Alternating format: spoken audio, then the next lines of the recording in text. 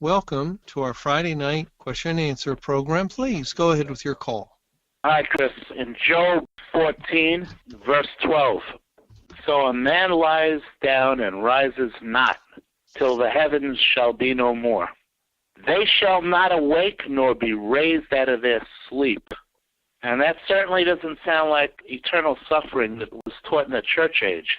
Mr. Camping always used the verse in Psalm 115, verse 17, the dead praise not the Lord, neither any that go down into silence. That certainly doesn't sound like eternal suffering if they're going down into silence. And I'll take your answer. Well, yeah, the Bible teaches that there is a resurrection of the just and of the unjust. And so here, man lieth down and riseth not till the heavens be no more. They shall not awake nor be raised out of their sleep. And this does imply that they are going to rise and awake once the heavens are no more. And so some people might try to go to this verse to show, well, you see, this means there is conscious existence for the unsaved. But in the Bible, to rise up, to simply be brought up out of the ground, is a resurrection, and you can use the language of rising, and yet God will raise up the unsaved dead on the last day. And when the Bible speaks of till the heavens be no more, that kind of language, it's indicating the resurrection will take place on the last day of Earth's history. Remember, it says in John 11, verse 24, Martha saith unto him, I know that he shall rise again in the resurrection at the last day.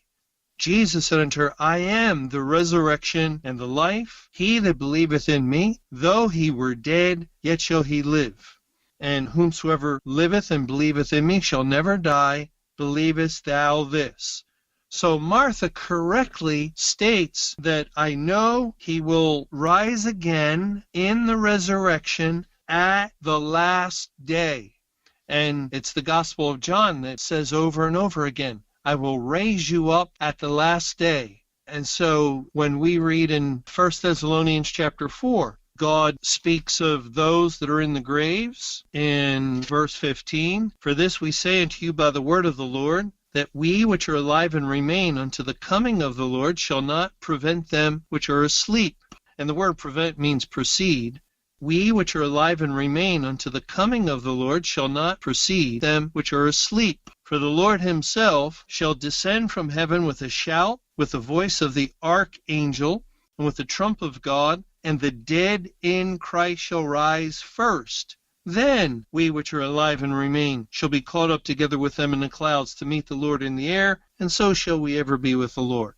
So it is God's plan to bring about the resurrection and the rapture on the last day. And we're presently in Judgment Day, and we could view Judgment Day in its totality as the last day, but it's a prolonged period of time in which there will be a last day of this spiritual judgment that we're going through.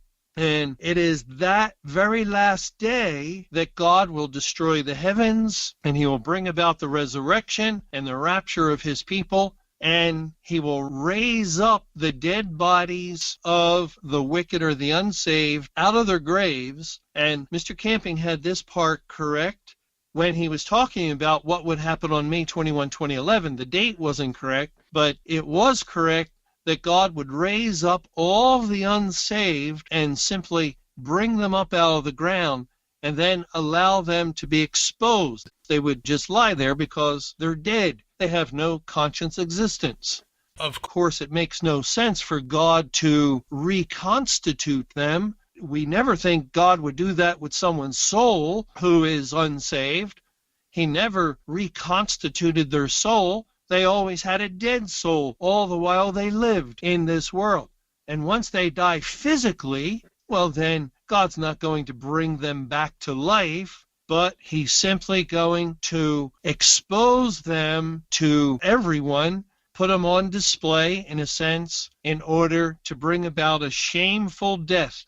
This will be the last thing that will happen to them as a deceased creature, but still, they have sinned.